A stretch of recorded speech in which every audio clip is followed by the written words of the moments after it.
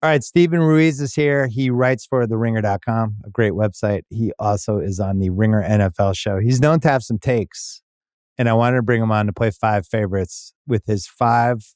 This is it, man. We're bringing them right out of the pizza oven.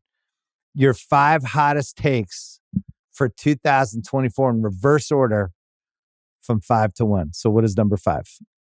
Number 5 is Doug Peterson is the NFL's most overrated coach, and the Jaguars are going to finish last in the AFC South because of it. That's number 5?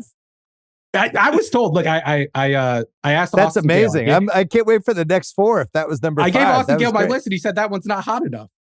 Oh, that's a good one. Well, I am also out on the Jags, but I do not have them under Tennessee. So what make the case for them being worse than Tennessee? Because I have not heard that one yet.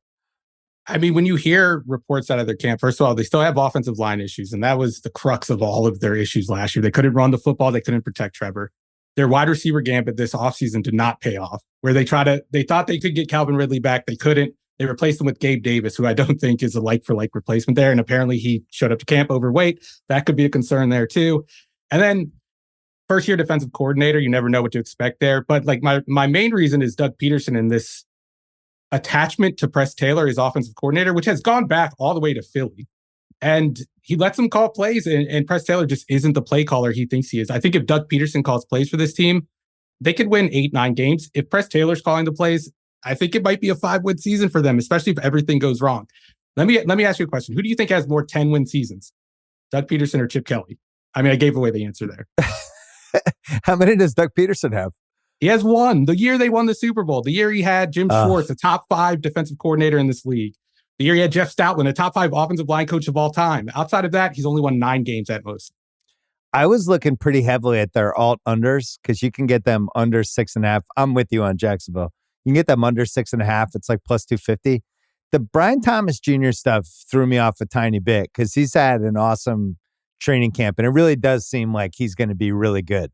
But I don't know how that helps their offensive line. But at least like they didn't keep Ridley, but it seems like they have somebody who's going to be able to play and make plays. Yeah, and he's a rookie receiver. You never know with those guys. Like, they have to block. They have to be able to line up in the right spot. They have to be able to convert their routes based on the coverage. And in Jacksonville, that's been an issue for the last couple of years. So yeah. I don't have the most confidence in Doug Peterson being able to teach him and get him ready for the season that quickly. I blame Brandon Staley.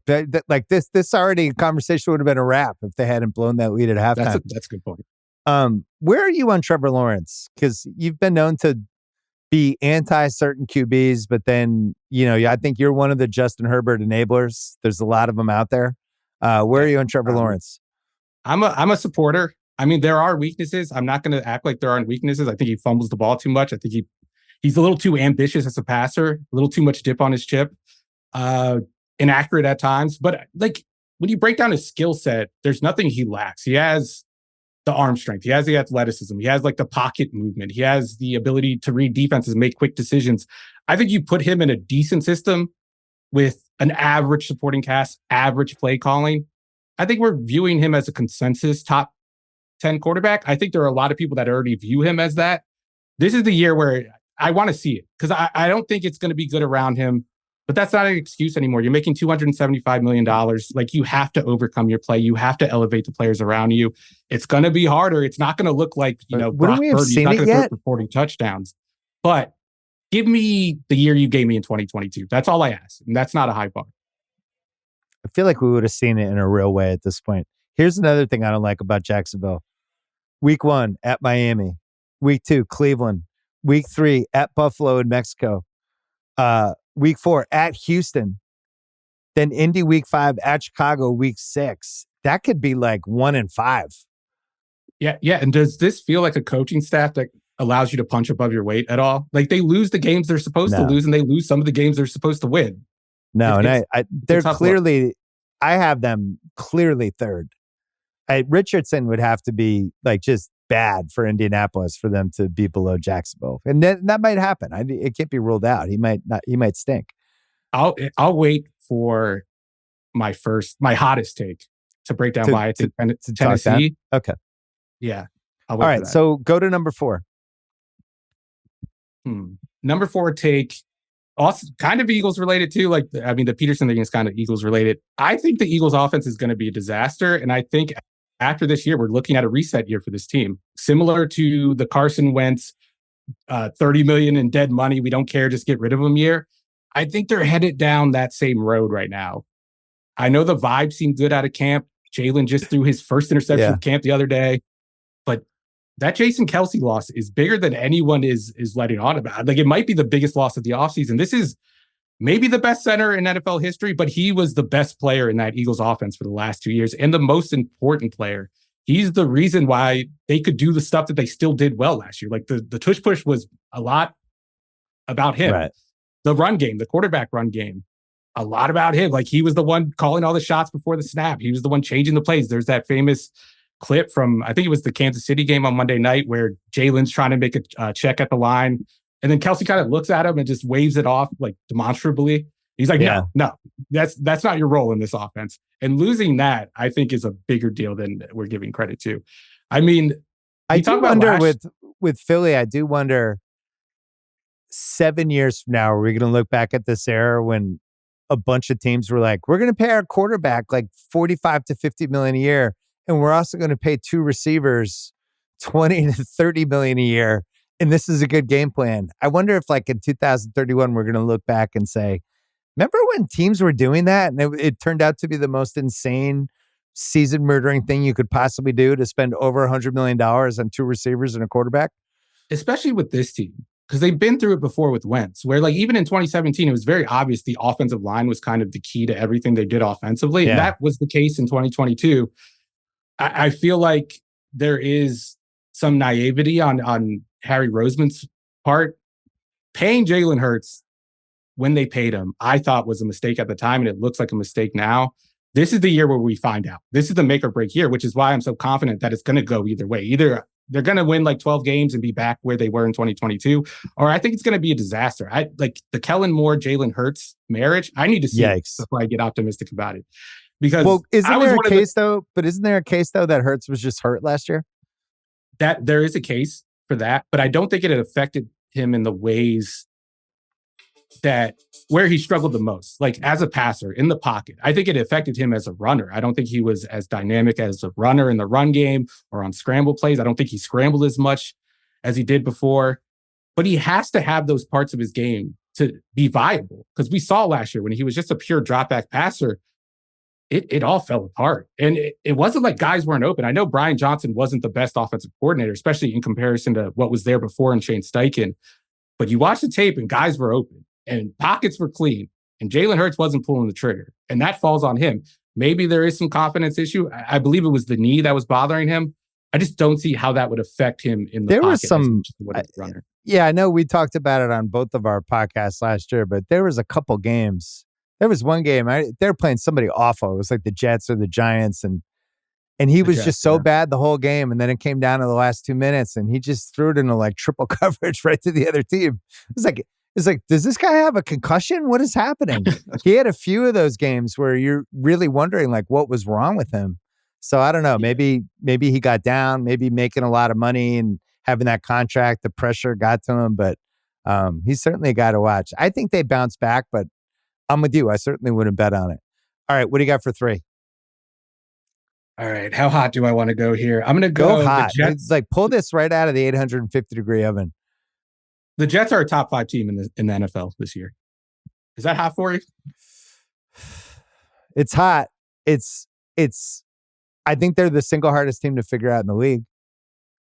I think they're hard to figure out because so much of it has to do with the fact that they play on that turf, and they have a bunch of guys who should not be playing on that turf. Like, this should be an HR complaint on their part. There might be like a mass ritual ACL tearing in week 1 if all these guys play.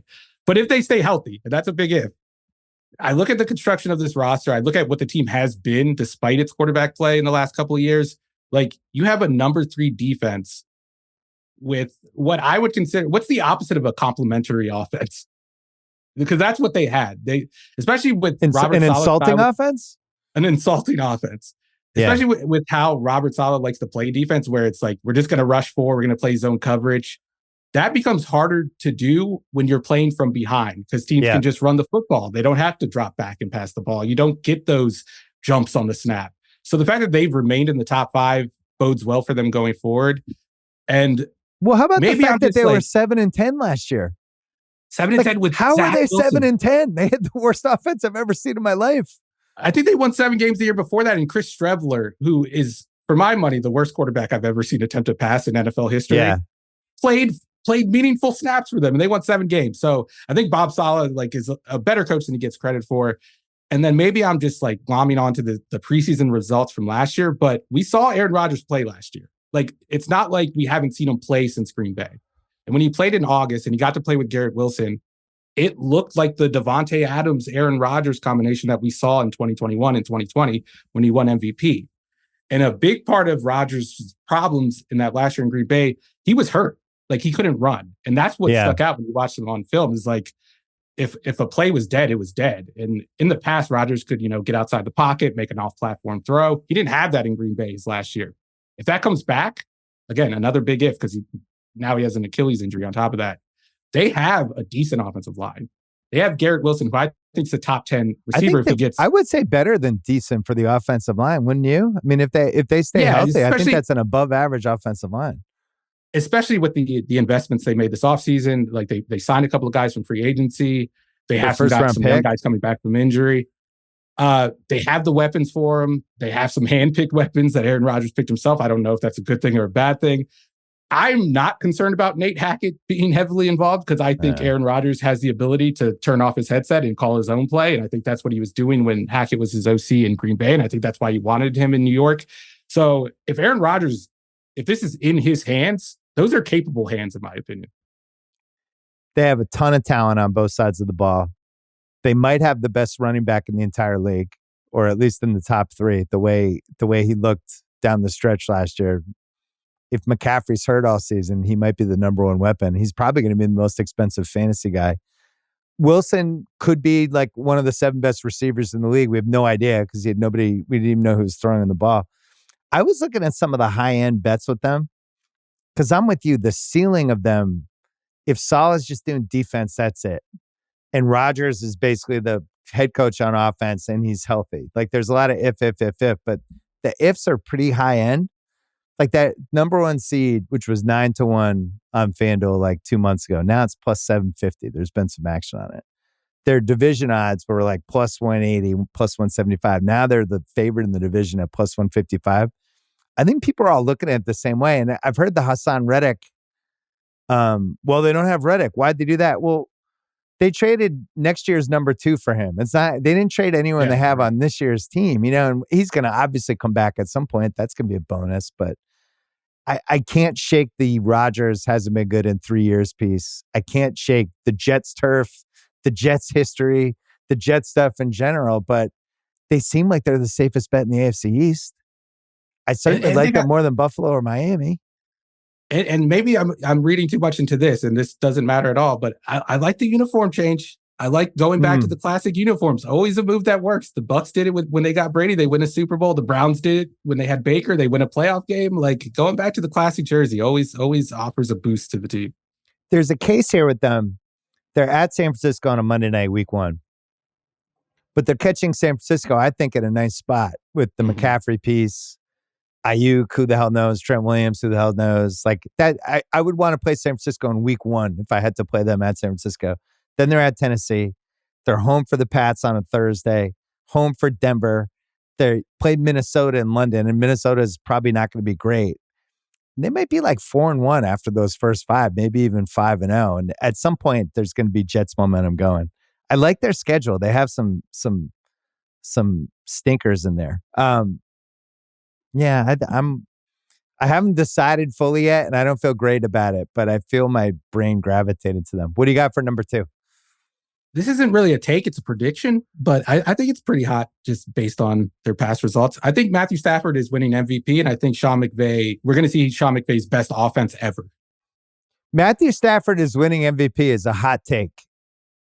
He almost won it 2 years ago, or whenever they won the Super Bowl. He almost won it. He was one of the favorites, but I'll say this. When you league, said Matthew Stafford, I actually thought you were going to say something like, I think his career is over and I think he's going to start 12 more games. And you zagged and did MVP. I mean, if you would have asked me a year and a half ago, I would have said that. I was one of the people that left him for dead after the season when he hurts his back. You like watch him play after that, and he doesn't have the same zip on his passes. I don't think he's as confident in the pocket. But last year, that was top 5 quarterback play. He didn't have the best offensive line. He didn't have the best run game. That offense was very much, hey, Matthew Stafford, we're going to put a lot on your plate and go do it. It's like reminiscent of an ISO offense, like Allen Iverson back in the early 2000s. Like that's what it felt like to me. I mean, obviously he has more talent around him. You can't do it all on your own in the NFL. He has Puka Nacua. He has Sean McVay dialing up the plays. But now he's got rejuvenated Cooper Kupp. Yeah, that's a big reason why I'm buying this team, because Cooper Kupp wasn't good last year. They beat Detroit in that playoff game if Cooper Kupp hangs onto a pass on 4th down. No, it looked like his career was headed to being over, but he was obviously really hurt, and now he seems like he's on a mission. But reports out of camp seem to suggest that Cooper Kupp is back, and he's back to what he was 2 years ago. If that's the case, and they pair him with Nacua, and they have those two guys creating the system they had when they had Odell late in that year, that Super Bowl run, those guys were hard to cover. And I like their running backs too, by the way, because they got Williams, and then they like the guy they drafted, and they might have a little two-headed monster thing going too. Yeah, and their offensive line has been upgraded, and apparently Sean McVay has really invested in diversifying his run game. Like when they played the Patriots in the Super Bowl, it was easy for Belichick to devise the game plan because they did two things. And if you stop those two things, they were done because Jared Goff couldn't create it out of structure. That's not the case anymore. Sean McVay is going to have answers. He's going to have counters to your answers. And then he has a quarterback that you could, put back there in shotgun. You can empty out the backfield and just let him kind of read things out. He has so many options. I think this is the best Rams offense we've seen since he got there. And it certainly was in the last half of the season. It felt like they were in the top 4, and that was with Kupp not even being really Kupp. Yeah. I have a hot take off your hot take. First of all, Stafford 30-1 on FanDuel to win MVP. So that's tasty. NFC West to me is the alpha division this year. I really like it. Right you could talk me into 4 playoff teams with them if I had like 2 drinks, but I think they could easily. I said this to Sheila earlier. I like the NFC a little more than I think most people, and I really like the NFC West. Lions, Packers, the Falcons are interesting. Eagles, maybe Cowboys, but I think it's going to be a little tougher to get one of those playoff spots than people think. But if the Rams. The Donald thing is the scary part. Yes. I have no way to quantify what it's like to lose the best player who ever played that position and he just leaves. Like, how do you replace that? I know they have some younger guys they like, but that could be one of those things 4 weeks in where we're like, oh man, remember when we thought the Rams defense was going to survive losing Aaron Donald? No, he's such like a load-bearing player too for them and for that defense in the past. Like everything was built around the fact that he could get pressure in 1.5 seconds and right in the quarterback's lap. And losing that just has to alter things. That's why I kept the defense out of this piece and I just focused on the offense for this because I'm with you. I don't know how to calibrate this. So if I gave you both LA teams in the playoffs and I said pick yes, no, are you no on that? Ooh. I'm not totally no. I'm no because the AFC is tough for the Chargers to overcome, but I think the Chargers are going to surprise a lot of people because I have confidence in that coaching staff. They win everywhere they go. Yeah. So, the Chargers are plus 114. And then the Rams, this is just to make the playoffs, the Rams are minus 106. That's probably like plus 250. So it's a little more realistic, I guess, from a gambling standpoint than I realized.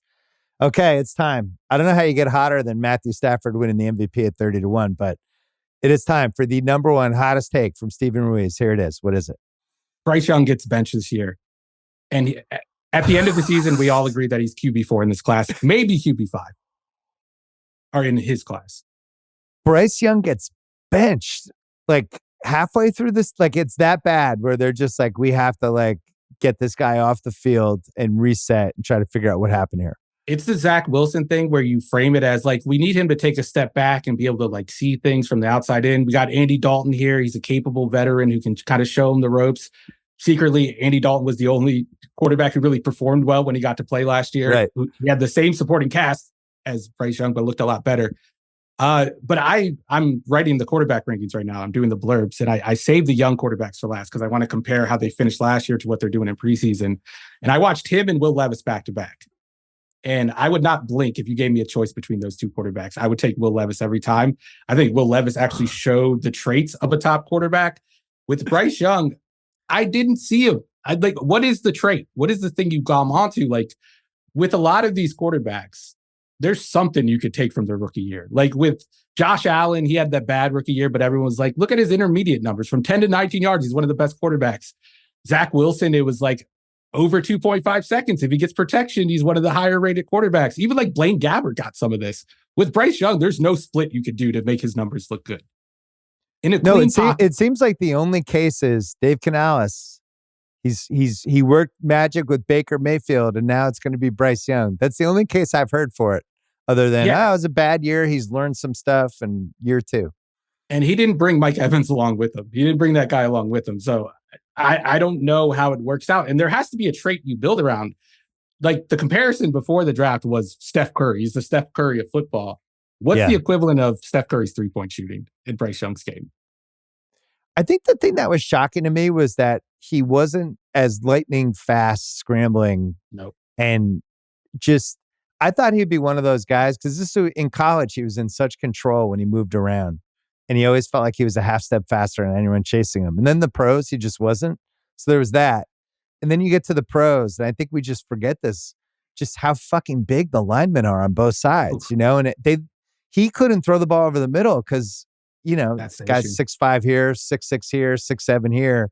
So they were trying to like innovate and have him like roll out a little bit or take like a 7-step drop. And it was pretty ugly. I think they're going to be terrible. I was looking like some of their alt unders, like their alt under 3.5 wins. So them to go 3-14 or worse is plus 330. To go 4-13 or worse is plus 205. I think the three worst teams in the league are going to be the Panthers, the Patriots, the Giants, and I would have Vegas, probably the four. Those four, I just don't see any path for any of those teams being good. Vegas is like the quarterback thing and the coach. That's just a mass murder, right? Giants, the Dimes thing combined with the weird offseason they had, that's a murder.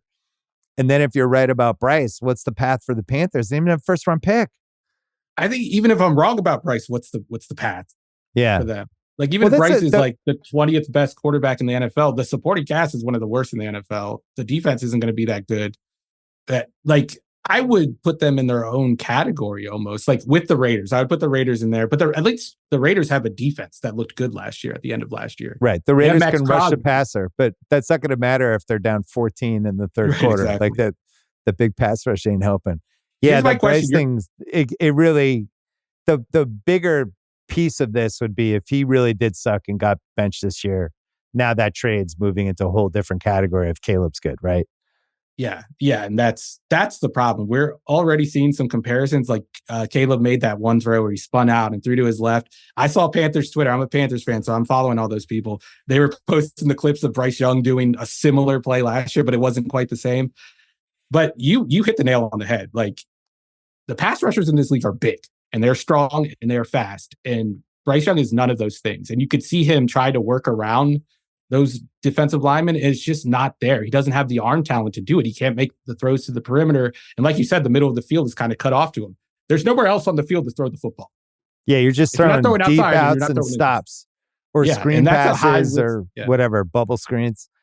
We should have mentioned earlier, you're a giant Panthers fan, so that this is something you've probably put more thought into than any other team and any other take. And you watch Bryce every week. And I thought the same thing. That was why that one time when he beat the Packers, made me so mad. I had the Packers in a tease. I'm like, you gotta be fucking kidding me. This guy can't do anything every week. And now he's torching you. But that was the perfect game for him though. Because you face a soft defensive line who's not going to put pressure on the pocket, who's going to play off in the secondary. Like that's how he has to play. That's the type of defense he has to play. You're not going to see those in the NFL very often though. So they start at New Orleans, home Chargers, at Vegas, home Cincy, at Chicago. That Chicago game could be a nightmare. That's week 5. If Caleb's awesome and Bryce has like 3 picks, that's a disaster. They somehow pulled out the Texans game last year because that had the potential to be the disaster because of how Stroud looked. But if it happens this time, like, especially since they made the like for like trade, like, yeah. And with Dave Tepper, it's hard to describe what it's like to be a fan of a team with a bad owner, especially in the NFL, because it's so easy to hide in plain sight in the NFL. You have to be Dan Snyder to get the bad owner rap. Where like in the NBA, if you don't, pay the luxury tax, you're a bad owner. In the MLB, it's very easy because there's no salary cap. I mean, he's a bad owner. He's showed it. Like the hires have been bad. The patience, there has been no patience, as evidenced by the trade for Bryce Young. He couldn't wait 1 year for Caleb. He needed his number 1 overall pick that year. And he picked a year where the number 1 prospect was 5'8" and weighs 180 pounds. Well, anytime you fire a coach you hired during the first season of that coach, it's a pretty rare level to get to as an owner. Like to miss that badly, where you're like, I can't even wait to the end of the year to get rid of this guy. You went the whole offseason to hire him, and that's how bad it went. He did it with the MLS team too. The MLS, he owns both teams in Charlotte, and he fired the MLS manager too within a year. So David Tepper. Some people shouldn't own a sports team. Steven Ruiz, we can read you on theringer.com. We can listen on the Ringer NFL show. Great takes. Good to see you. Thanks for having me.